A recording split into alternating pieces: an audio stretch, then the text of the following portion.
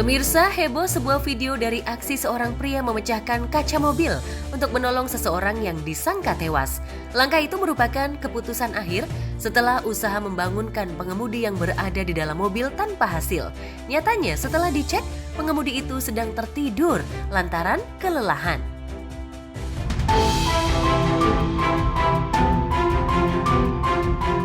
Peristiwa terjadi ketika seorang pria melihat pengemudi mobil terlelap dan mencoba membangunkan. Seiring kekhawatiran terhadap pria dalam mobil itu, salah satu warga yang sudah berkerumun melakukan upaya paksa memecahkan kaca mobil. Setelah sebelumnya berusaha membangunkan dengan cara menggedor pintu dan berusaha membuka, namun mengalami kesulitan. Uniknya, pria dalam mobil terlihat lelap. Aja terbanter. Lali. Gak bisa ini. Tuh tangan ini.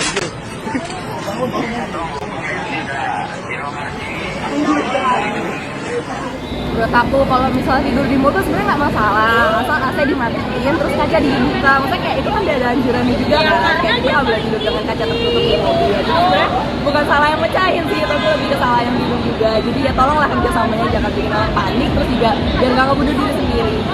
Tidur di mobil dengan kondisi kaca kebuka ya kayak kita di rest area itu nggak masalah sih. Tapi kalau misalnya AC-nya hidup itu kan ada senyawa kimia yang emang bisa ngebunuh kita ya secara perlahan walaupun kayak kita nggak sadar. Jadi kayak tolong nih lebih sayang lagi sama diri sendiri gitu sih. Apalagi sampai dikira meninggal. Bener, Ya kan. berarti kan kayak ada kelewat pulas kan, terus gelap dalamnya ya. Kasian juga sih gitu lagi anak-anak tidur lagi malah dikira meninggal.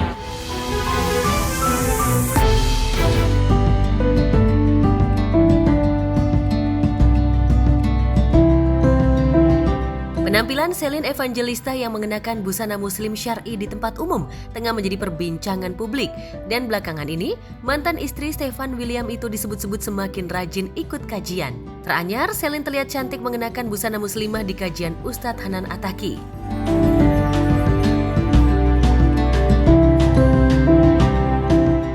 Celine terlihat aktif dan menyimak dengan serius, bahkan sempat bertanya soal kriteria lelaki kepada Ustadz Hanan Attaqi. Walhasil publik menduga jika Celine tengah dekat dengan seorang lelaki. Benarkah demikian? Tapi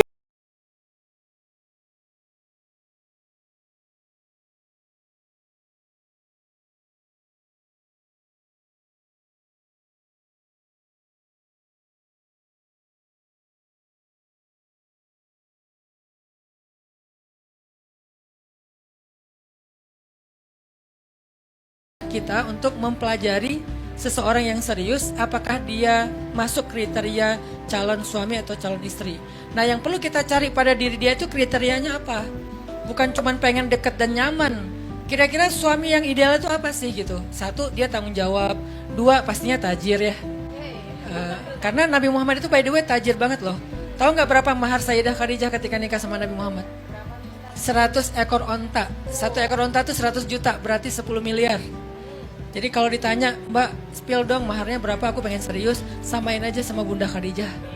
Jadi 10 miliar. Jadi ya kriteria itulah yang dicari gitu. Kriteria dia soleh, dia bertanggung jawab, dia orangnya insya Allah bisa mengayomi, bisa ngimamin hidup untuk menuju Allah. Itu yang dicari, bukan aku nyaman kok ngobrol sama dia, bukan itu.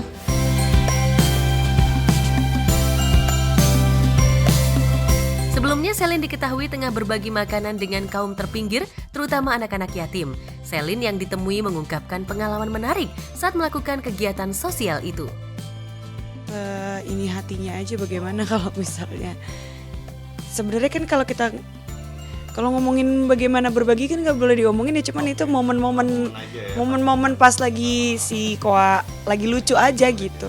Kebetulan ya kan pasti kan ada beberapa macam yang mau diberikan mungkin kayak gitu. Mungkin Koa pada saat itu lagi memberikan makanan ke daerah tertentu yang beda sama kakaknya, karena sekolahnya kan juga kan kakaknya di daerah mana, adiknya di daerah mana gitu.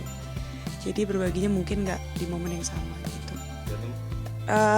Gak tau ya, mungkin ada beberapa orang yang beranggapan kalau misalnya ya kalau kita berbagi kita juga harus memberikan contoh gitu untuk masyarakat juga, karena kita adalah public figure. Mungkin apapun yang kita lakukan dan kita kerjakan itu mungkin dilihat banyak orang, dan semoga bisa bermanfaat, bisa menjadi contoh yang baik juga, dan bisa diambil positifnya juga untuk orang-orang yang melihat gitu. Nah mungkin aku nggak setiap saat itu di berita dipublish juga gitu, cuman apapun yang lagi momen-momen tertentu aja gitu.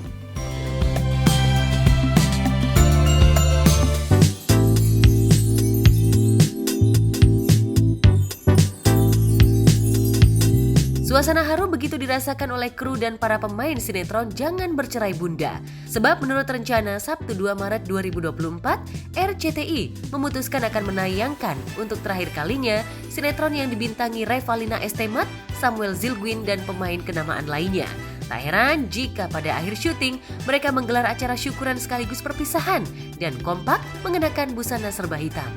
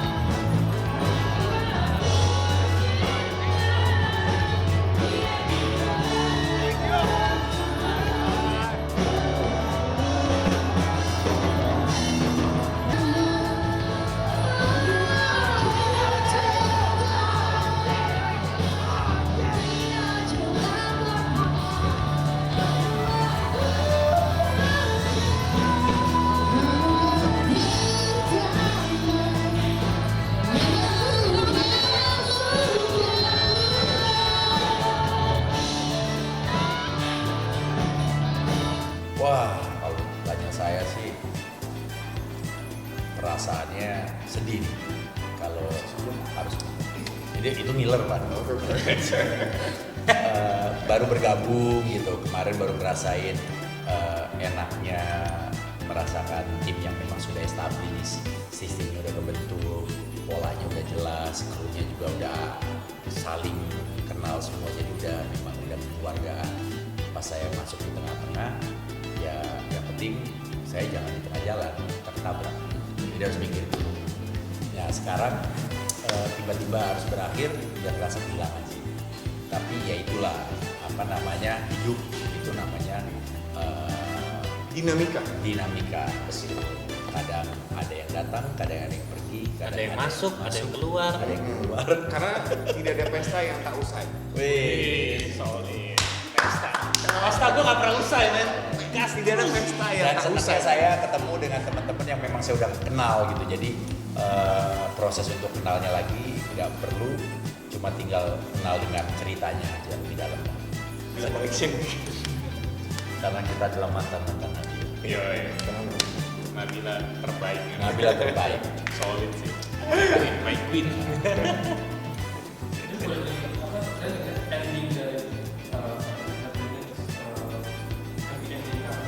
Wow, speak bocoran tuh namanya. Ya,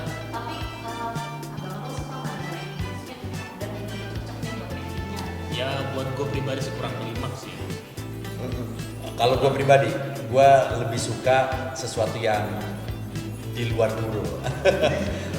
Kalau gue gitu, gue sukanya sesuatu yang malah justru kalau happy ending itu ya udah gitu. Kalau bisa malah bikin gantung. Pengennya enggak happy ending kalau gue sih tadi berharapnya pengennya tuh, tapi nggak tahu ya tayangin atau enggak. Nabila akhirnya rujuk dengan semua suaminya. Waduh, jadi poliandri. Kan judulnya Jangan Bercerai Bunda. Iya dong, kita harus mengembalikan esensi dari judul itu. Kayak gitu kan. Itu akan jadi kontroversial yang sangat besar. Siapa tuh rating ya? Iya. Amazing loh, itu ide yang sangat standar.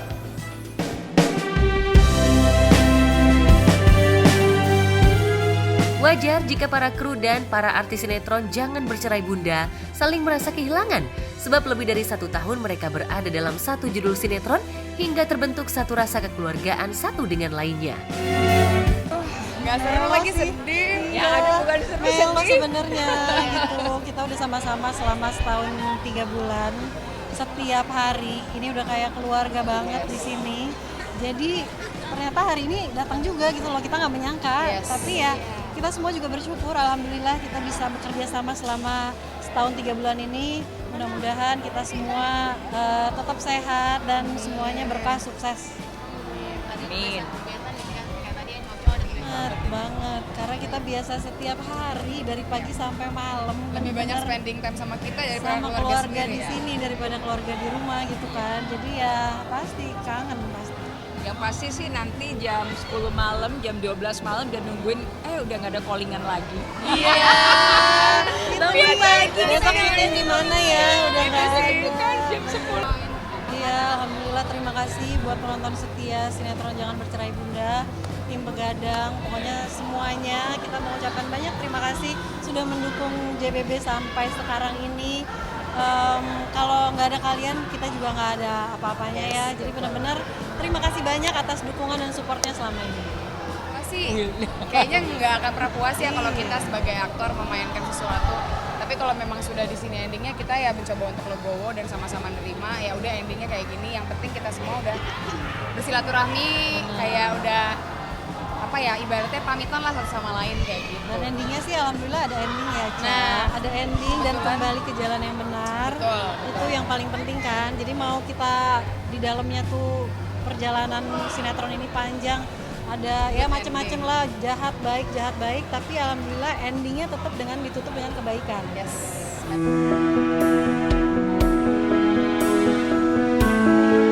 Suasana terasa begitu mengharukan ketika satu dengan lainnya saling mengucapkan salam perpisahan dan momen perpisahan diakhiri dengan acara foto bersama.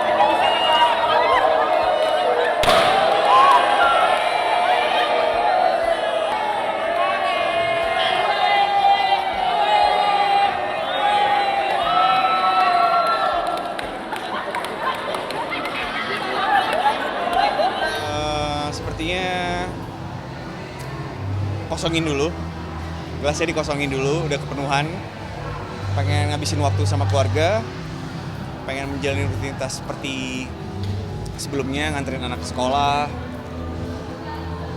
ya pengen fokus dulu sama keluarga sih. Pokoknya I love you so much, aku bakal kangen sama kalian semua, semoga kita juga bisa ketemu di next judul atau berikutnya ya kan, gitu, amin sih gitu aja sih. Tapi ada sih,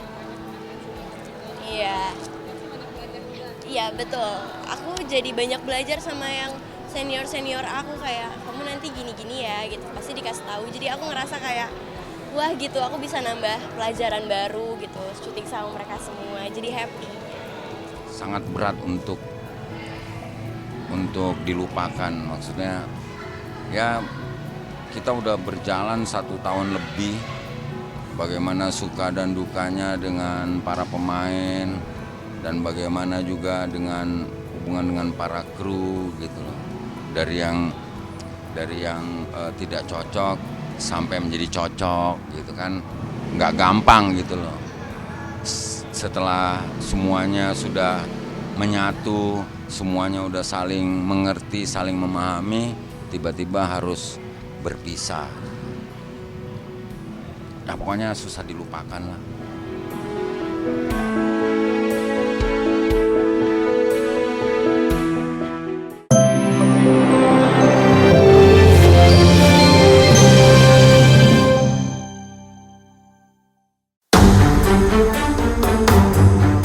Melakoni ibadah maupun berhaji ke Tanah Suci Mekah tentu saja jadi impian semua kalangan muslim di berbagai belahan dunia manapun, termasuk Indonesia. Namun tidak semua mampu untuk menjejakkan kakinya di tanah para nabi itu. Jika sebagian orang kesulitan karena kendala biasa, sebagian orang yang berkecukupan bahkan yang tajir melintir, jelas bisa dengan mudah warawiri ke kota suci Mekah. Meski hanya sekedar untuk menunaikan umroh untuk kesekian kalinya. Tapi belakangan, perilaku beribadah ini seolah berubah, tak ubahnya gaya hidup. Pameran gaya narsis hingga pakaian mahal menjuntai kala melakoni perjalanan.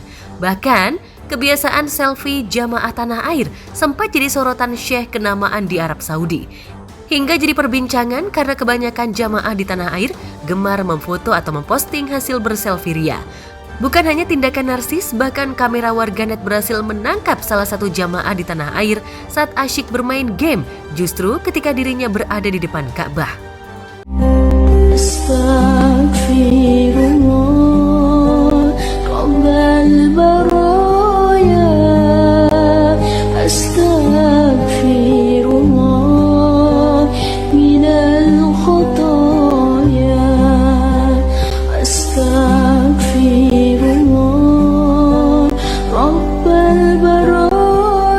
لا ويكذبون أيضا في التصوير.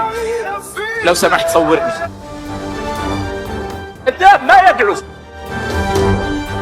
لكن إذا عاد إلى إندونيسيا يصور يبروزها ويضعها في المجلس وواقف عند المسجد النبوي يدعو. Ya, ibadah sejatinya dijalani dengan berserah diri, melepaskan unsur duniawi. Malah sebaliknya hasrat duniawi lah yang menonjol. Meski kritikan tajam terjadi pada jamaah asal Indonesia, tapi nyatanya tak meredakan berjejalnya postingan hingga status sekedar untuk menunjukkan jika mereka eksis di Tanah Suci. Perilaku itu masih dianggap lumrah, tapi jika bermain game saat ibadah, bisa dibayangkan perjalanan jauh dan mahal itu sia-sia. ما يسمع من الخطبة شيء وأنا أقول للناس هذا حرام. Jika banyak jamaah di tanah air menyanyiakan ibadah dengan kegemaran duniawi, di Palestina ratusan warga yang kelaparan dan tengah menunggu makanan justru menjadi sasaran kekejaman tentara Israel yang secara brutal melakukan penembakan terhadap warga Gaza yang tengah mengantri makanan. Dari catatan beberapa sumber berita internasional, diketahui ada sekitar 112 warga Gaza yang tewas dan 760 lainnya mengalami luka-luka. Kejadian brutal itu berlangsung pada Kamis 29 Februari 2024.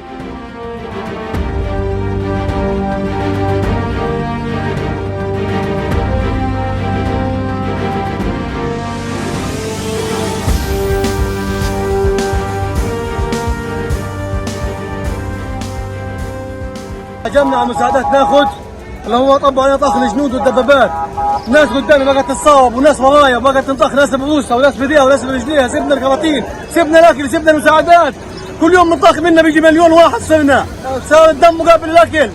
ارهابيين مش احنا الارهابيين، يتقوا الله فينا في اولادنا ماتوا من الجوع، راح يجيبوا لهم كيس طحين يطعموا اولادهم، يصير اللي يدعسوا عليهم اللي يطخوا عليهم، يعني احنا بيبعتوا لنا المساعدات. Kembali lagi yang jadi korban itu kan sipil ya. Iya. Padahal udah jelas-jelas kodenya itu adalah kalau perang jangan membantai sipil, jangan membunuh anak kecil, jangan membunuh perempuan. Itu semua udah dilakukan. Jadi kalau ngomongin tanggapan ya udah pasti saya secara pribadi sangat menentang ini. Cuman sendirian kan nggak berarti apa-apa ya. Jangankan sendirian, kita berkelompok, kita mau demo, gerakan apa segala macam itu, ini udah permainan tingkat tinggi, men. Jadi harus diselesaikan dengan kepala dingin, dengan cara yang pintar, dengan cara cara diplomatis, harus cara yang benar gitu. Benar artinya kita jangan jadi radikal juga, kita memang harus berpikir diplomatis sih. Menurut pihak otoritas Palestina dan beberapa saksi mata, ratusan warga Gaza sempat panik ketika mendengar suara tembakan dan mereka berlarian. Beberapa orang bahkan tewas akibat tertabrak truk. Setelah tragedi ini mencuat, pihak tentara Israel berdalih mereka terancam oleh sekumpulan massa. Sementara dunia internasional kini tengah menyelidiki tindakan keji tentara Israel ini. Some began violently pushing and even trampling other Gazans to death, looting the humanitarian supplies. The unfortunate incident resulted in dozens of Gazans killed and injured. This time they did the same thing. It seems that they were large in number, thousands, and then all of a sudden the Israeli army started firing at them and shooting, and according to the information that we have, dozens of them have bullets in their heads. It's not like, firing in the sky to restrain people if there was confusions and chaos. It was intentionally targeting and killing. قبل الحرب يعني واحنا في الشمال كنا في دورنا طبعا يعني. أما اليوم اتبهدلنا لما جينا هين، جينا من المغازل اتبهدلنا وهينا جينا هين اتبهدلنا. وهاي المي بتشتي علينا وبنغرق كل يوم 100 مرة. Konflik di situ tuh antara Israel dengan mereka bilangnya sama Hamas ya. Iya. Intinya adalah banyak banget kalau kita bilang kejahatan perang gitu yang dilakukan oleh pihak Israel. Jadi memang sebetulnya saya pribadi sangat mendukung untuk hentikan peperangan ini dan kejahatan senjata harus dilakukan segera. Warga Palestina terutama yang tinggal di tepi Gaza memang masih harus melewati masa sulit. Tak terbayangkan bagaimana perang ini akan berakhir. Di tengah kemelut itu rupanya, pasangan musisi dan presenter Baby Romeo dan Mesya Siregar baru saja menginjakan kaki di tanah air usai menjelajahi tanah Palestina, yakni mengunjungi Masjidil Aqsa. Yang jelas sih pasti perasaannya campur aduk ya, karena pertama kali kita bisa ke Al-Aqsa itu juga kan satu hari sebelumnya tuh baru kita makan malam, terus dikabarin dengan tour leader kita siapa aja yang visanya approve, kemudian siapa yang reject. Jadi malam itu tuh benar-benar kayak kita habis bagi rapot gitu loh, kita nungguin pengumuman lulus nggak nih gitu ya, sampai akhirnya diumumin. Besokannya kita langsung menuju ke border antara Mesir dan juga Israel. Di situ berlapis lah benar-benar yang kita nggak boleh pakai logam sama sekali. Terus udah gitu nggak boleh banyak bercanda, nggak boleh terlalu kata-kata yang sensitif. Atau segala macam. Nah itu diingetin sama tour leader kita untuk jangan gitu, kalau bisa ngomong juga yang enak-enak aja atau ngomong tentang hal-hal yang lain sementara gitu loh, sampai ngelewatin border. Nah kita nih bordernya lewatnya Tabah di situ. Jadi banyak border sebenarnya. Nah, tapi kita lewatnya Tabah karena dari Mesir. Suasana genting saat memasuki Palestina pun dirasakan Mesya dan suaminya. Mulai dari pemeriksaan paspor hingga tes baca Al-Quran. Ia dan suami bahkan melihat sendiri bagaimana tentara Israel siaga menjaga perbatasan hingga melakukan pemeriksaan ketat. Di perbatasan di checkpoint border antara Mesir dan juga Israel itu tuh berlapis, Mas. Jadi ya deg-degan aja, maksudnya diliatin tatap-tatapan sama tentara Israel ya. Terus udah gitu mereka pegang senjata gitu loh. Terus paspor kita sempat ditahan, dikasih ke orang lain gitu ya. Punya pengalaman tuh, terutama yang di Mesir pun juga, yang dari Mesir itu kan mayoritas Muslim ya. Nah, jadi mereka pun menjaga kita untuk jangan sampai kenapa-napa juga di Israel. Kayak aku tuh begitu di border Mesir, itu aku sempat kena tuh di tes Al-Fatihah. Jadi kalau mereka ini meyakinkan bahwa memang kalau memang kamu Muslim, coba buktiin gitu loh. Jadi mereka yakin kalau kita nggak akan ada masalah di border Israelnya nanti gitu loh. Di sekitar Masjidil Aqsa, Meisha sempat membagikan permen ke anak-anak Palestina. Meisha juga melihat ada diskriminasi yang tampak dari kewarganegaraan meski di sekitar Masjidil Aqsa, peperangan relatif masih jauh ketimbang di Gaza. Lantas bagaimana perbedaan warga Palestina dan Israel yang dilihat Meisha Siregar? Akses menuju ke Masjid Al-Aqsa ya memang harus melewati mereka, dan ternyata awal mula pertama kali kita nyampe situ kita lumayan agak deg-degan karena udah ada pengalaman di border ketemu dengan orang-orang Israel itu gitu ya. Begitu masuk ke Al-Aqsa kita akhirnya udah mulai terbiasa karena berjaga-jaga, pintu jaga-jaganya tuh ada kali 6-8 orang ya Beb. Semuanya pakai baju hitam-hitam dan bawa senjata. Tapi cuma lewat aja. Nanti ada momen-momen di mana your back, kita buka tas, dilihat. Satu-satunya yang barang aku pernah disita adalah permen. Aku kaget, kirain bakal nyita korek apinya baby gitu ya. Ternyata yang disita adalah permen. Aku bawa permen, aku sengaja bawa dari Jakarta permen banyak. Aku pengen kayak di Mekah Madinah gitu loh, bagi-bagi untuk anak-anak yang di masjid. Disita permen. Mereka nggak mau kita ngasih sesuatu untuk anak-anak Palestina. Jadi ngebahagiain orang Palestina mereka nggak mau. Ya, setelah menjelajahi negeri dengan perang tak pernah usai itu, Meisha merasa prihatin atas hak-hak warga Palestina yang terampas, seperti pendidikan, kesehatan, dan kelayakan hidup. Bahkan hingga kini, mereka masih mengandalkan bantuan, baik medis maupun makanan.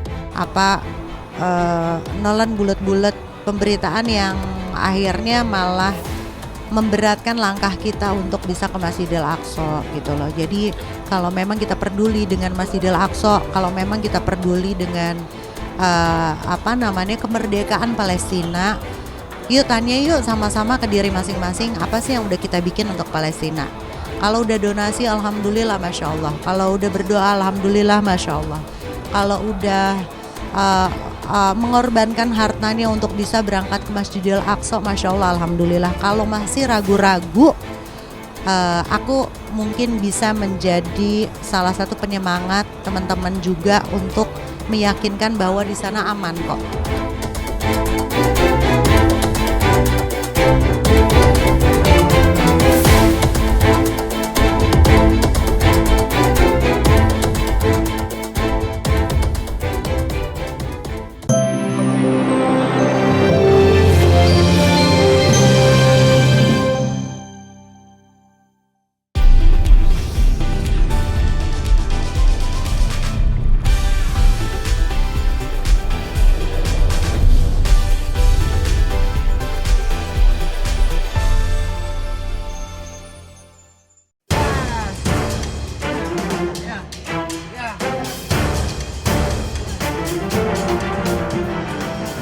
Inilah aksi brutal para pelajar di kawasan Cikarang, Bekasi, Jawa Barat.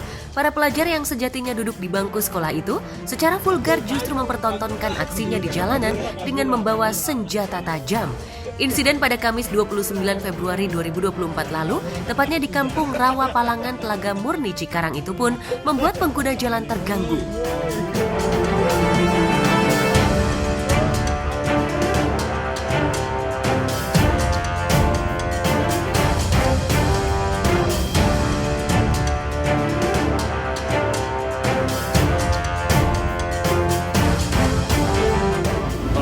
Pada putar balik, gak malam, kadang mau subuh jam 3 malam.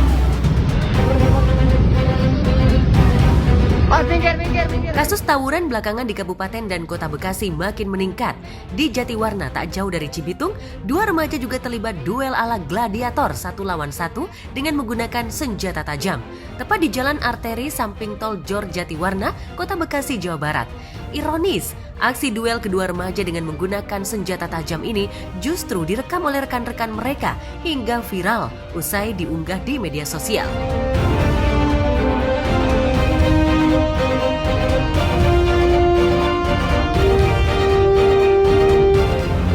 Itu anak-anaknya juga banyak yang ngerekam ya bang, liatin aja ya. Banyak. Berarti seminggu bisa berapa kali bang? Iya bisa 2 kali. Dua kali? Iya. Ada yang dendam pribadi kayaknya gitu bang. Kalau semalam tuh paling rame.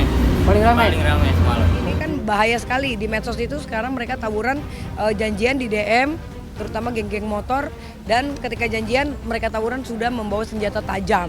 So aku punya sosmed yang punya power untuk bisa touch mereka langsung. Jadi kalau mereka bisa viralin kegiatan bullying itu kayak keren, kenapa enggak kita bikin gerakan bullying itu tidak keren, tidak bagus, itu jelek, itu memalukan. Diduga kedua remaja yang terlibat duel ini sudah berjanjian di media sosial untuk menentukan lokasi yang menjadi ajang duel. Tawuran dan duel remaja tersebut terjadi Senin malam lalu. Ya, aksi brutal tawuran pelajar di jalan arteri samping tol Jor Jatiwarna ini rupanya sudah sering terjadi, baik malam maupun dini hari lantaran sepi. Kemarin sekitar jam 7 lah. Oh masih sore ya? Sore, masih sore. Oke. Ini emang sering bang kejadian di sini bang? Sering bang. Jauhnya seminggu tuh pasti ada. Oke. Ini pelajar apa memang warga kampung sini bang? Pelajar. Pelajar. Tapi bukan sekolah asal sini ya? Bukan. Nggak tahu sekolahnya juga di mana. Aksi tawuran hingga bullying di kalangan remaja belakangan memang kian mengkhawatirkan. Di tengah institusi pendidikan tanah air, kebanyakan hanya berorientasi pada unsur komersialisasi. Seperti pada salah satu sekolah menengah elit di Tangerang Selatan, Banten yang belakangan terlilit kasus bullying hingga melibatkan putra sulung presenter Vincent Rompis. Dan kemarin, Reskrim Polres Tangerang Selatan akhirnya merilis penetapan para pelaku kekerasan di sekolah swasta tersebut. Sesuai dengan Undang-Undang Nomor 11 Tahun 2012 tentang Sistem Peradilan Pidana Anak pada pasal 19 ayat 1. Untuk identitas anak korban dan atau anak saksi wajib dirahasiakan dalam pemberitaan di media cetak ataupun elektronik. Berdasarkan hasil penyelidikan itulah akhirnya Polres Tangerang Selatan resmi menetapkan 4 orang tersangka, yaitu inisial E berusia 18 tahun, inisial R berusia 18 tahun, inisial J berusia 18 tahun, dan inisial G berusia 19 tahun. Sementara 1 orang lainnya masih ditetapkan sebagai saksi. Sementara putra sulung Vincent Rompis karena masih di bawah umur ditetapkan sebagai anak yang berkonflik dengan hukum dengan pelaku lainnya yang masih di bawah umur.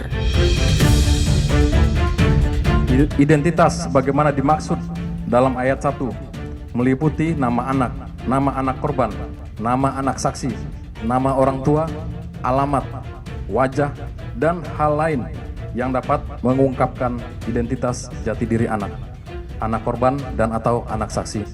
Jadi dalam hal ini kami menjalankan apa yang diamanatkan oleh undang-undang. Kembali lagi, ini isunya sebenarnya karena mereka semua masih di bawah umur, jadi harus kita lindungi bareng-bareng. Dari hasil pemeriksaan tim yang sudah berjalan selama kurang 2 pekan, pihak kepolisian Polres Kota Tangsel menyimpulkan bahwa para pelaku diduga melakukan 2 tindakan kekerasan. Yang pertama di tanggal 2 Februari dan kedua di tanggal 13 Februari 2024 lalu. Pada tanggal 2 Februari itu, para pelaku dan teman-temannya diduga melakukan tindakan yang diakui sebagai tradisi sebagai syarat untuk masuk ke dalam organisasi alias geng di luar sekolah. Sementara pada tanggal 13 Februari, para pelaku diduga murka karena mendengar salah satu korban telah menceritakan tradisi tersebut kepada saudara korban. Menjalankan semacam tradisi yang tidak tertulis sebagai tahapan untuk bergabung dalam suatu kelompok. Kemudian pada tanggal 13 Februari 2024, para pelaku melakukan kekerasan diduga karena mendapatkan informasi bahwa korban diduga menceritakan kegiatan tradisi yang terjadi pada tanggal 2 kepada saudara anak korban. Mungkin itu sudah masuk ke materi perkara kali ya, jadi mungkin saya nggak bisa komen sih di bagian itu. Mungkin nanti bisa ditanyakan lebih jelas ke pihak polisian yang sedang menyidik kasus ini aja. Nanti kita lihat aja dari hasilnya seperti apa. Sekali lagi kami menghargai proses dan diambil dari Kapolres. Ya, Vincent sendiri sebelumnya memang sempat berupaya ingin agar kasus putranya segera dimediasi dengan keluarga korban. Bahkan pihak pengacara Vincent, Yakub Hasibuan, sempat protes lantaran sebelum penetapan terhadap status terduga pelaku, pihak sekolah telah merilis drop out terhadap pelaku.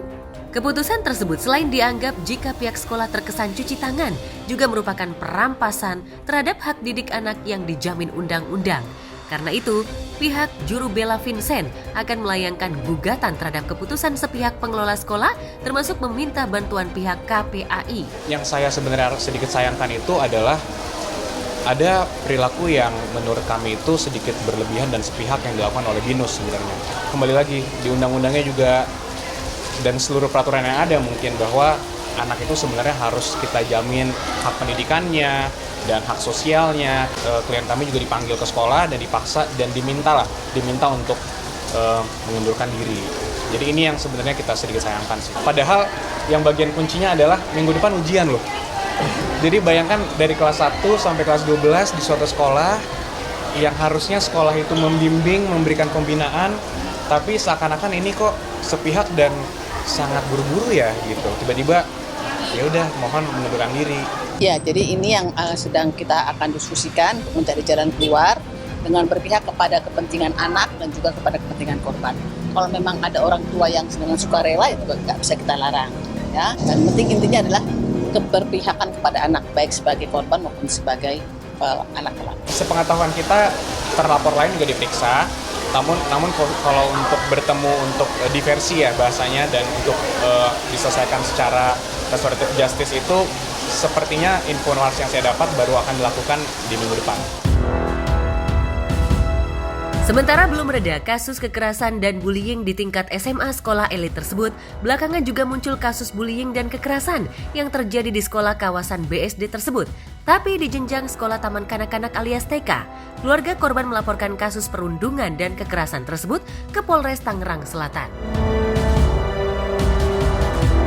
Itu setelah kita tanya kepada cucu saya, kamu kenapa saya dipukulnya? Nggak mau sekolah lah, saya takut sekolah. Kenapa? Nah kita, ibunya cerita ke gurunya Miss Jill itu kan, kepala gurunya lagi Ibu Hilda. Juga coba mereka menanggapinya tidak ada tindak lanjutnya, nggak ada solusinya, begitu aja. Hari ini kita mendapat informasi dari keluarga korban bahwa memang kejadian ini sudah dilaporkan ke pihak kepolisian.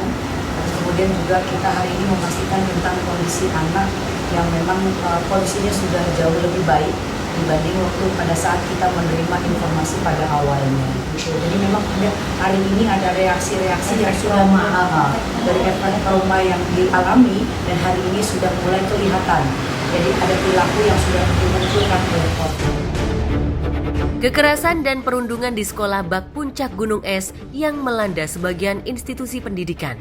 Orientasi pada pembangunan, keunggulan fisik, dan komersialisasi ini akhirnya memakan korban sendiri lewat maraknya tindakan brutal. Berupa perundungan dan kekerasan justru banyak dilakukan kalangan remaja. Keprihatinan ini jelas sisakan rasa khawatir dan kepanikan terutama di kalangan orang tua, baik orang biasa maupun pesohor. Lantas akankah selubung gelap kekerasan di sekolah akan terus tumbuh subur atau reda hanya karena jeratan hukum? Kan harus disembunyikan identitas. Betul.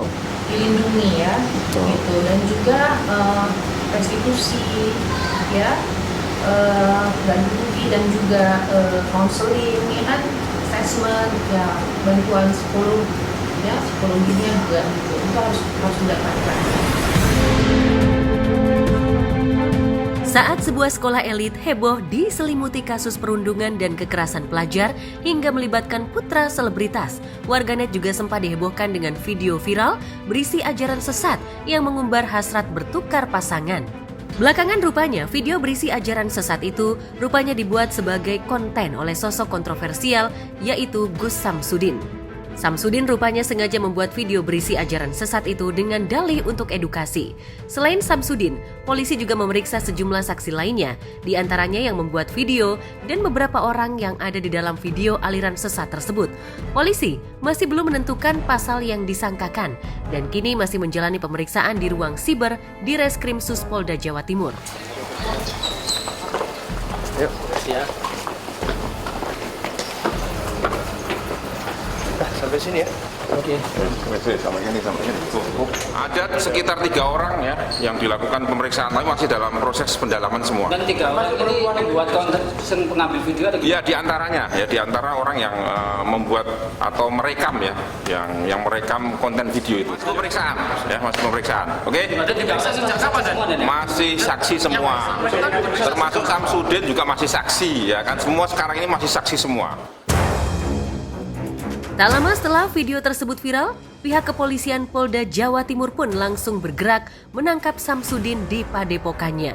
Kubu polisi mengaku Samsudin selalu pelin-pelan saat memberi keterangan. Namun setelah digali keterangannya, Samsudin tak langsung ditahan karena masih berstatus sebagai saksi. Konten saudara Samsudin ini sudah begitu viralnya. Kemudian kemarin sudah dilakukan pemeriksaan oleh Polres Blitar Kabupaten terkait hal ini, dan yang bersangkutan bicaranya pelin-pelan terkait dengan lokasi pembuatan konten. Ya kan, pelin-pelan. Kemarin beliau ngomong di Bogor pertama kali, kemudian selanjutnya setelah dilakukan pemeriksaan mendalam oleh Polres Blitar, kejadiannya di wilayah Ponggok, wilayah hukum Polres Blitar Kota. Sehingga untuk hal itu, untuk kecepatan pemeriksaan, maka kegiatan pemeriksaan selanjutnya diambil alih oleh Ditsiber Ditreskrim Sus Polda Jawa Timur. Sikap pelin-pelan syarat alibi Samsudin tampak ketika diberondong juru warta. Saat keluar dari kantor polisi, juru pengobatan alternatif yang dituding pesulap merah sebagai trik dan aksi tipu-tipu itu pun berusaha menghindar dari juru warta.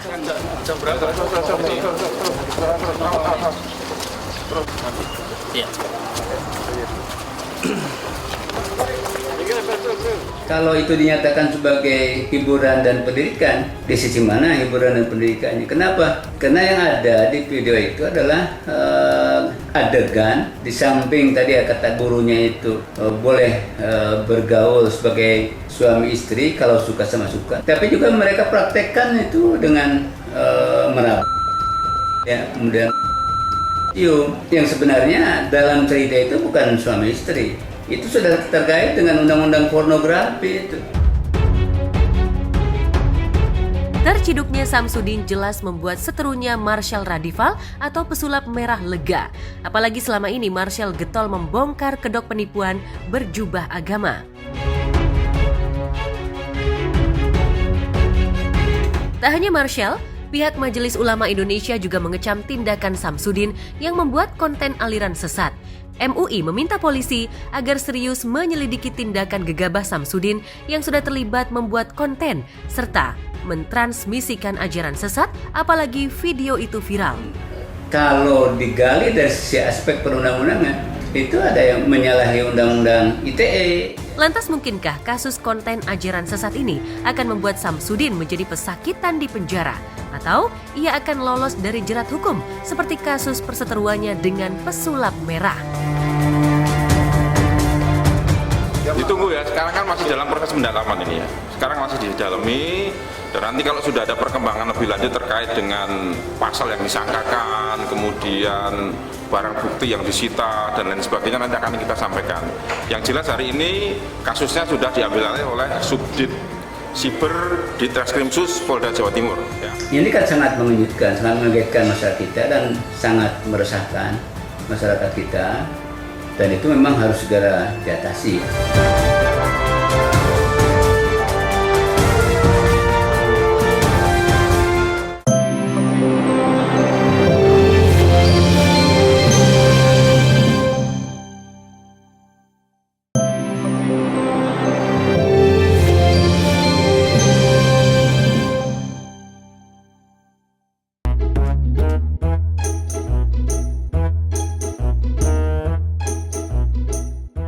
Pemirsa, seseorang memposting video yang menunjukkan seorang pria di Bima, Nusa Tenggara Barat bersujud dan berdoa di tengah jalan. Pria bersorban itu berdoa meminta agar polisi mendapat azab dan hidayah karena telah menilangnya.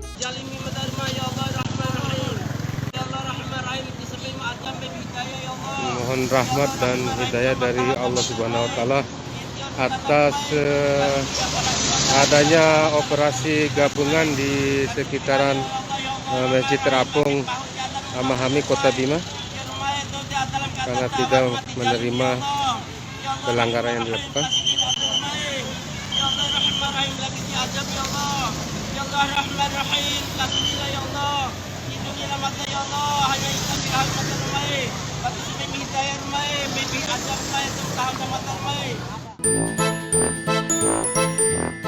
Peristiwa unik itu tepatnya terjadi di Jalan Bima Sumbawa di depan Masjid Terapung Amahami pada Selasa siang lalu.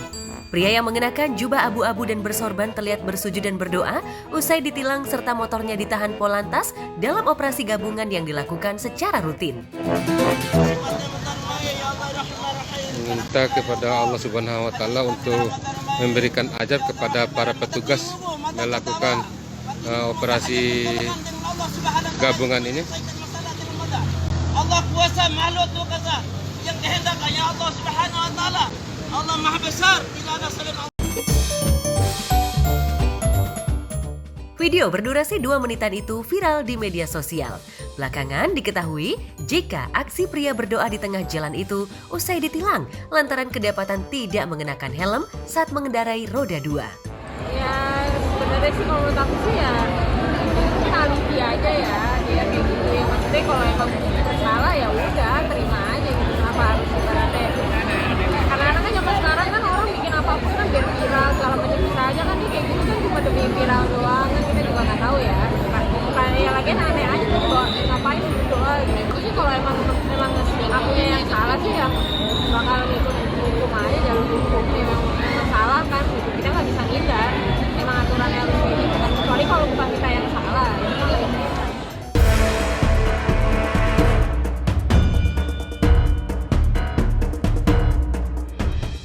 Di lain peristiwa, salah seorang dari rombongan motor gede terekam melakukan aksi yang diduga arogan terhadap pengendara motor lain. Dalam merekam kamera, pria itu berlari dan memaksa pemotor lainnya untuk minggir. Namun yang dilakukannya itu terlihat memaksa pengguna jalan lainnya. Walhasil aksinya itu mendapat sorotan publik.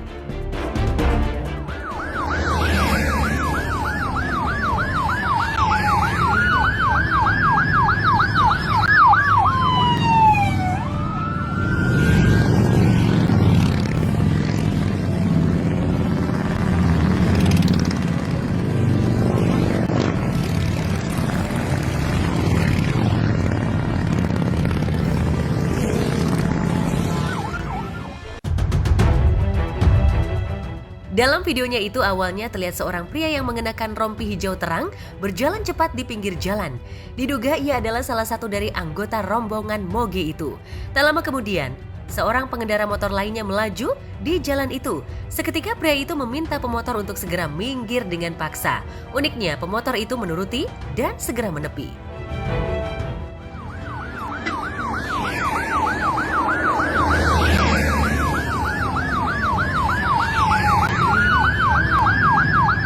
Ya memang terkesan berlebihan ya, karena juga kita semua punya hak yang sama untuk menggunakan jalan raya atau jalan umum. Tapi ada baiknya juga di sisi lain bahwasanya agar pemotor ini menghindari terjadinya sesuatu yang tidak diinginkan. Jadi alangkah baiknya memang ada pengamanan khusus dari itu. Aksi pria itu rupanya sengaja dilakukan lantaran ia hendak merekam rombongan moge yang lewat. Serunya mengetahui jika ada yang merekam, pengendara moge itu pun dengan riang melambaikan tangan sambil melaju kencang mendahului mobil yang melintas di jalan itu juga.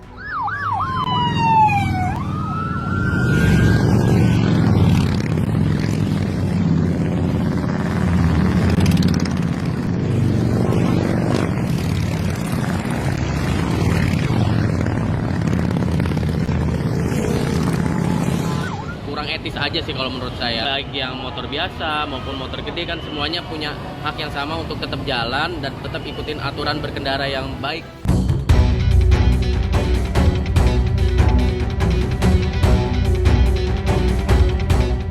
Perseteruan antar pemegang saham perusahaan taksi terbesar di Indonesia bahkan menyeret nama Indra Priawan, suami artis Nikita Willy, yang juga masih satu keluarga itu belum usai. Bahkan kasus ini telah berproses secara hukum. Terbaru kepada media, Mintarsih menjelaskan usai mendatangi Mabes Polri dengan membawa sejumlah bukti berupa surat pernyataan asli, pengunduran diri sebagai pengurus CV Lestiani tertanggal 19 April 2001, serta dokumen lainnya kepada penyidik. Jadi hari ini saya dipanggil untuk memperbaiki yang dulu-dulu, tapi untuk membaca kembali, lalu saya ada tambahan yang saya cantumkan. Lalu diminta anak saya juga ditanya-tanya, apakah betul saya memiliki saham itu, apakah dia tahu, apakah menurut dia memang saya tidak punya saham lagi, atau bagaimana. Itu semua sudah dijawab. Dan dijawab sama seperti keadaan seharusnya. Aslinya nih, pengunduran diri sebagai pesero pengurus. Pesero pengurus artinya saya sebagai pengurus, bukan saham saya. Bukan, kalau CV itu istilahnya pesero, bukan pesero. Sekarang kita lihat, apakah ada di antara semua yang saya perlihatkan atau semua yang ada, apakah ada yang saya mundur sebagai pesero? Di sini kita lihat ini dari Pengadilan Negeri Jakarta Selatan. Ini penetapan pengadilan ya, bukan saya. Jadi saya minta pada pengadilan bahwa saya mundur sebagai pesero pengurus jabatan, bukan saham, bukan kepemilikan. Dan penetapan dari pengadilan oleh Ketua Pengadilan Negeri Jakarta Pusat menulis juga pesero pengurus, bukan pesero. Mintarsih masih bingung dengan raibnya saham miliknya. Ia berjuta kali menjelaskan, jika ia memang mengundurkan diri sebagai pengurus dari perusahaan, bukan berarti saham miliknya juga menghilang. Itu sebabnya ia begitu bersemangat memperjuangkan haknya sebagai salah satu pemegang saham yang diduga digelapkan oleh saudaranya sendiri. Saya mengkoreksi apa yang dilakukan oleh yang dikatakan, salah satunya adalah bahwa dikatakan saya sudah dibayar. Dibayarnya oleh anaknya. Lalu yang membayar hanya Purnomo, padahal diberikan saham saya diambil oleh Purnomo dan Chandra. Tapi yang paling lucu, saya belum mengajukan mundur, sudah dibayar tahun 1999. Sedangkan saya mengajukan saja tahun 2001. Dan mereka dalam aktenya mengatakan saya mundur tahun 2001. Jadi kan bagaimana, mana kebenarannya? Lalu juga tidak ada kwitansi, tidak ada apa-apa. Jadi kan ketahuan bohongnya. Jadi dari pihak mereka tetap bertahan bahwa saya sudah keluar dari CV yang punya aset di PT Bluebird Taxi. Sekarang di sini ada yang meragukan apakah betul saya hanya mengundurkan diri sebagai pesero pengurus. Di sini saya bawa bukti-buktinya. Jadi ini saya bawa bukti aslinya juga ya. Tapi untuk diperlihatkan karena saya pakai kuning-kuning jadi saya pakai.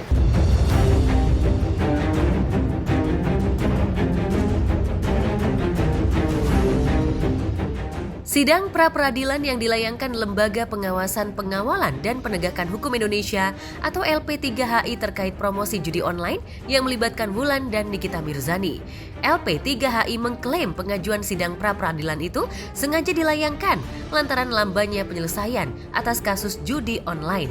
LP3HI memutuskan mengajukan pra-peradilan ke Pengadilan Negeri Jakarta Selatan dengan agenda mendesak kasus judi online untuk segera diproses agar segera ada kepastian hukum untuk membuat para pelaku promosi judi online jera. hari ini adalah panggilan ketiga bagi pihak penyidik untuk menghadiri sidang pra-peradilan baik nomor 13 maupun 16 terkait dengan permohonan pra-peradilan penghentian penyidikan secara tidak sah. Harusnya di panggilan 1 dan 2 hadir, tetapi baru hadir hari ini. Dan hari ini agendanya adalah pembacaan permohonan.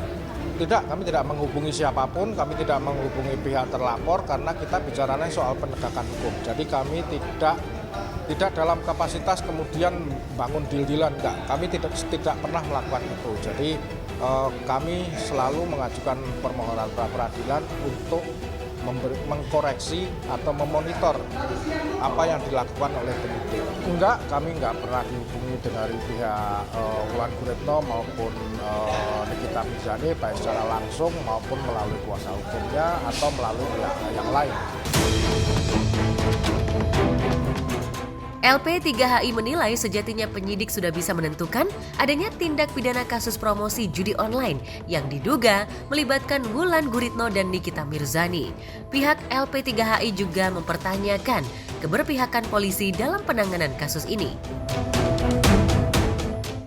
Jadi kalau kami mengajukan pra-peradilan ini sebenarnya kan memang untuk mendorong penyidik nih. Mendorong penyidik untuk melakukan penyidikan, untuk menaikkan statusnya. Karena apa?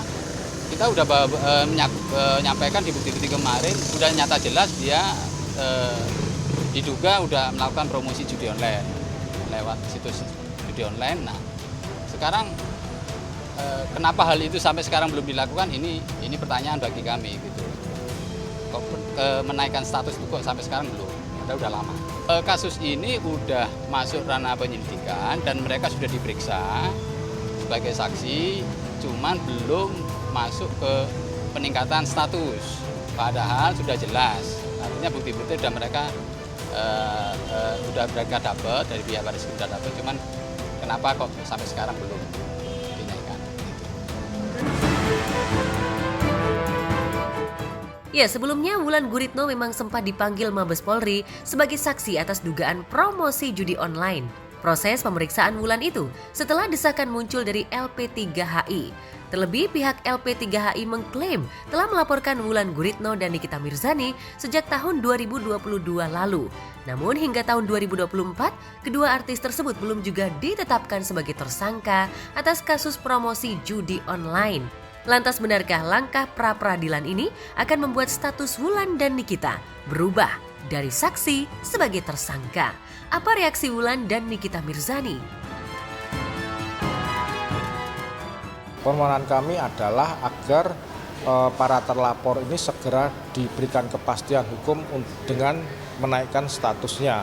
Karena ada beberapa artis di daerah lain yang dengan kasus yang sama, promosi judi online, itu dinyatakan bersalah oleh hakim.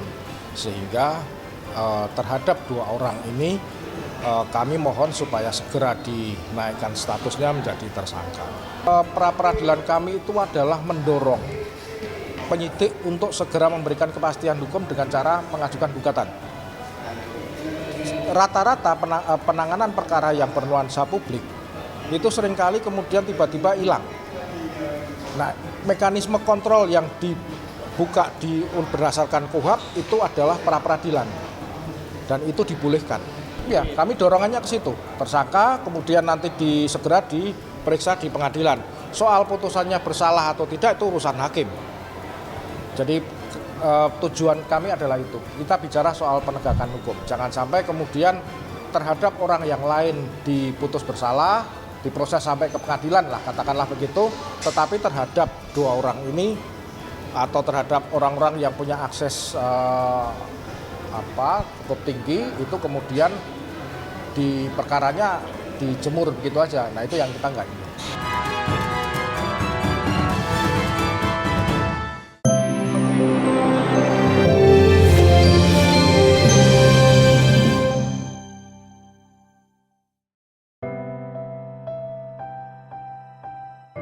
Warganet dibuat haru sekaligus candu momen seorang selebgram cilik, Angelica dan Ken saat ziarah ke makam papa tercinta. Video Angel ziarah pun jadi sorotan dan viral di media sosial.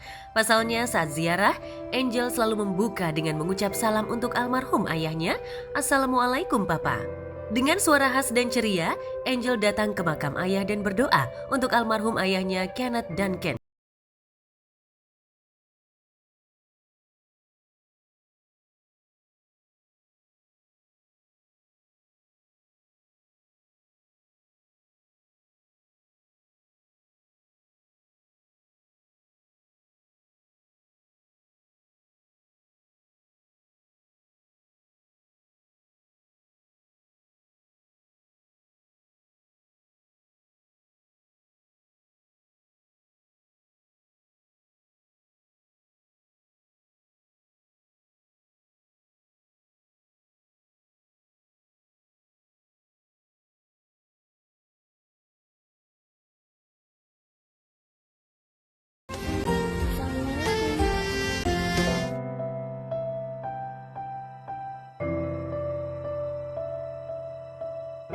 Diketahui Angel merupakan anak blasteran dari pasangan Indonesia-Amerika Serikat.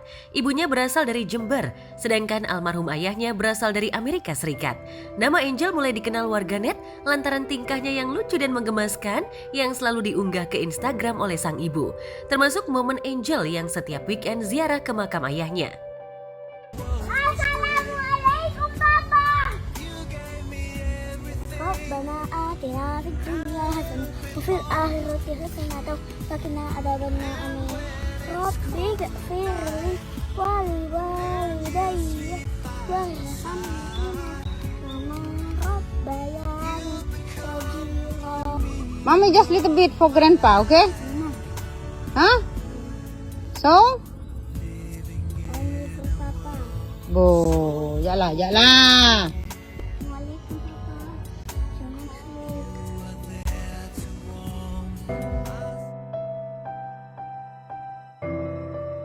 Dari video-video yang beredar, terlihat Angel selalu ceria saat ziarah ke makam ayahnya. Melepas rindu kepada ayah tercinta, Angel selalu membaca doa untuk almarhum ayah dan membawa bunga.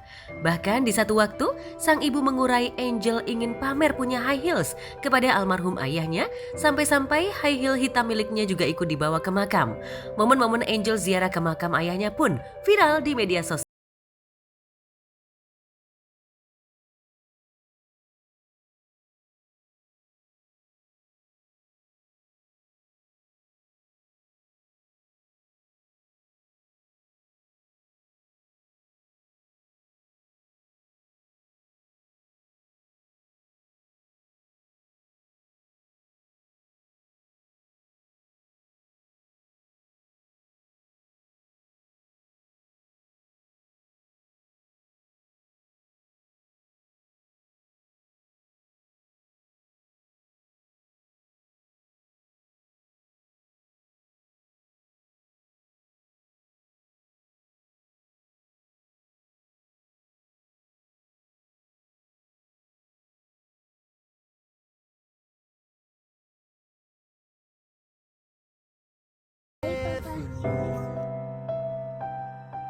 Pasti momen yang sedih ya ditinggal sama orang tua, tapi si adek Masya Allah banget, pasti orang tuanya bangga banget gitu bisa anaknya mengunjungi makamnya, terus bercerita di sana. Jujur tuh momen yang sangat sedih sih.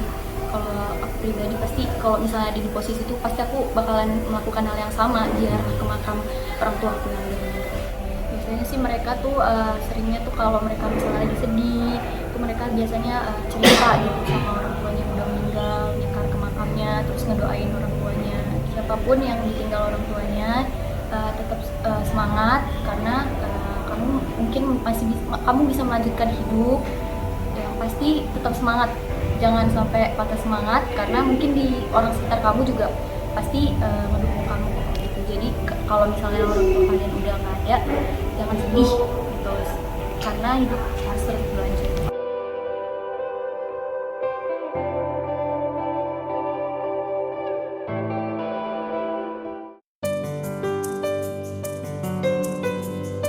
Di lain tempat, potret 4 bocah bersaudara yang tengah ziarah ke makam orang tua jadi sorotan dan viral. Dari foto yang beredar, 4 bocah tersebut terlihat tengah menatap nisan orang tuanya. Sejumlah warganet ikut merasa haru dan merasakan kesedihan yang dialami keempat bocah tersebut yang harus rela ditinggal pergi orang tua untuk selamanya.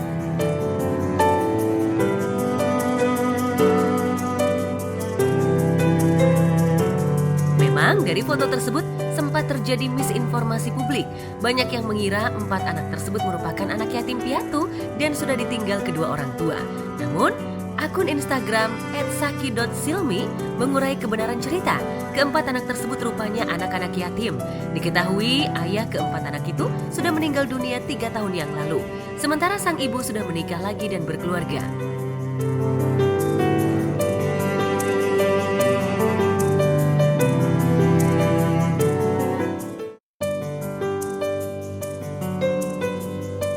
Dari foto yang beredar juga sudah dijelaskan melalui emotikon, di mana di foto keluarga wajah ibu keempat anak tersebut ditandai dengan emotikon keluarga.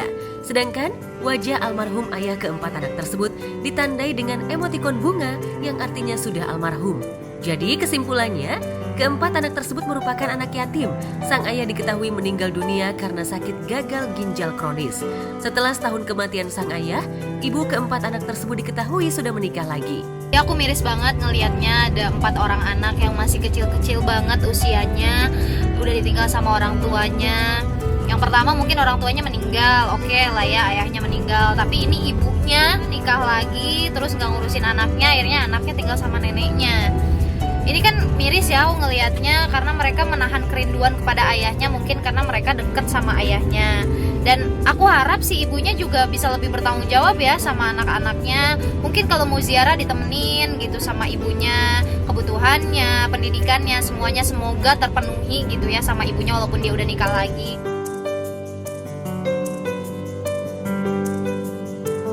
Diketahui keempat anak tersebut memang kerap datang ziarah ke makam sang ayah.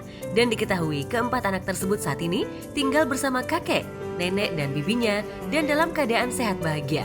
Melihat uraian cerita fakta sebenarnya, netizen pun banyak yang mendoakan kebaikan untuk keempat anak yatim yang masih kecil-kecil tersebut. Tapi aku sedih sih ngelihatnya, mungkin usia segitu masih harus membutuhkan ayah, masih harus membutuhkan sosok ibu, dan harus ditinggalin gitu kan sama kedua orang tuanya. Sedih sih aku ngelihatnya. Semoga adik-adiknya nanti bisa jadi orang-orang yang hebat ke depannya, bisa pintar, bisa bahagia hidupnya dunia akhirat. Amin.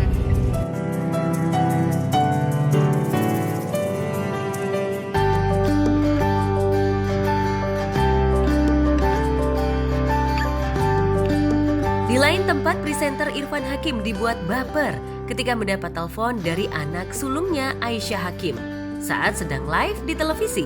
Momen percakapan Irfan dengan putrinya tersebut terekam dan viral di media sosial. Diketahui saat itu Irfan tengah syuting salah satu program televisi. Tiba-tiba saja salah satu kru datang membawa handphone milik Irfan lantaran ada yang menelpon. Irfan awalnya tak mengetahui jika yang menelpon adalah putrinya. Halo. Halo. Assalamualaikum. Waalaikumsalam. Siapa ini? Halo. Aku dari pendopo. Ya halo, Assalamualaikum. Waalaikumsalam. Aisyah. Halo. Om. Aisyah. Aku mau ngomong semangat ayah kerjanya, jangan lupa makan. Makan aja mesti. Kalau ada waktu tidur gitu.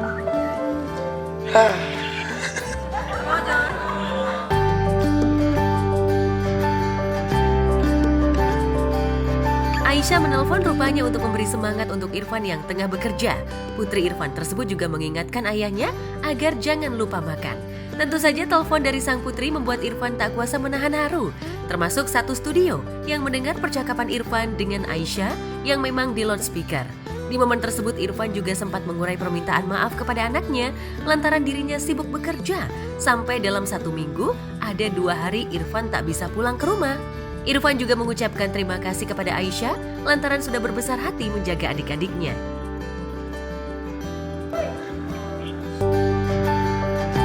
Di momen tersebut Irfan juga tak kuasa menahan air mata harunya. Ia mengurai kebanggaan kepada Aisyah, putri sulungnya. Irfan mengurai Aisyah merupakan anaknya yang punya hati kuat, begitupun adik-adik Aisyah. Di momen tersebut, Irfan juga meminta doa dari anaknya agar bisa tetap sehat, bisa melihat Aisyah sampai menikah, dan menimang cucu dari putri sulungnya tersebut.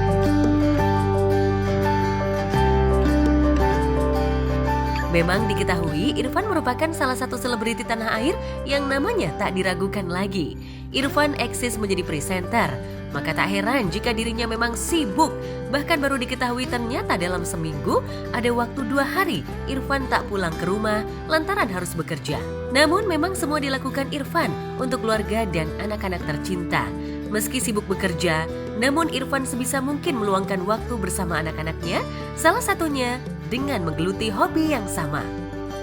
Jadi kalau emang dari dulu kalau gue tuh berinteraksi dengan binatang ataupun lagi ngebangun apa-apa, gue suka melibatkan anak-anak gue. Nah kebetulan kemarin itu pas lagi mau mandiin, ada Jalujaki pas baru bangun tidur belum pada mandi, ya udah gue siram aja sekalian. Dan anak-anak gue kan nggak pernah jijian atau gimana gitu, justru mereka happy, ya udah siram-siraman basah-basah kuyup. Ya, berinteraksi dengan anak, tapi biasanya sambil gue dengan binatang, ya udah jadi bareng-bareng, itu serunya. Makanya kenapa gue dengan keluarga itu hobi berkuda, karena interaksi dengan anaknya dapat, olahraganya dapat, sunahnya dapat, sama binatangnya juga dapat. Jadi alhamdulillah gue walaupun jadwal gue tuh alhamdulillah lagi padat-padat banget, alhamdulillah juga dalam kondisi sehat, alhamdulillah sehat. Jadi tapi kedekatan dengan anak-anak gue alhamdulillah 5-5-nya masih sangat dekat. Sangat-sangat dekat sekali. Jadi kalau gue di rumah pasti mereka ngintilin. Udah kayak buntut. Apalagi kalau Jalu sama Jaki itu kemana-mana tuh udah kemana-mana megangin. Terus kalau gue lagi ada tamu mereka ikutan di situ. Kalau gue lagi ngobrol ikutan nanya-nanya gitu. Jadi nempel banget. Kalau malam-malam juga kalau misal gue pulang mereka udah tidur, ya udah gue tidur gitu. Kan kamar juga udah pisah kan. Kalau subuh-subuh mereka suka nyamperin, pindah kamar tuh meluk gue gitu. Ya, so sweet banget sih semuanya. Jadi diatur, jadi walaupun pertemuannya jarang tapi harus berkualitas setiap ketemu. Dan salah satu kebiasaan yang gue lakukan adalah setiap ketemu anak-anak gue tuh gue peluk, gue bisikin satu-satu, bisiknya tuh beda-beda. Misal ke anak pertama, jaga adik-adik kamu ya, kamu harus hebat, jadi contoh, kamu jadi soleha dan lain-lain. Kayak ke Jalu, kan Jalu tuh laki-laki paling besar di keluarga gue, maksudnya dia nomor 4 tapi laki-laki itu. Ya gue titipin kakak-kakaknya, itu petua-petua setiap hari, rajin sholatnya dan lain-lain. Jadi tiap anak beda-beda, dan alhamdulillah sampai sekarang anak-anak itu semuanya suka cerita ke gue tentang apapun. Bahkan yang perempuan-perempuan juga kalau naksir cowok cerita ke gue, cerita terus dia nolak cowok cerita ke gue, terus udah gitu nunjukin ayah ganteng gak, jelek gak usah gitu.